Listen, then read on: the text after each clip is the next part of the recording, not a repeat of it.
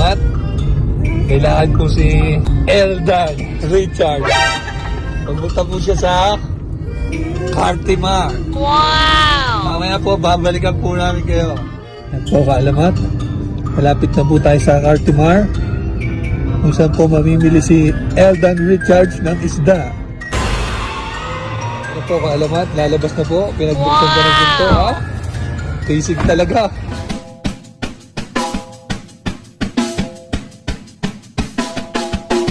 Huwag ka na. Yes, bossing. Kuya, magkano to? Benta ako sir, 8.5 po. 8.5? Ang mura naman. Sige, kunin ko lang. Sige sir, ilan po? Isa lang? Oo. Nay! Nay! Sarap kaalamat. Sa mga naghahanap ng murang isda na pwedeng alagaan, dito lang kayo pumunta sa Cartimar, sa Danigding Pet Shop.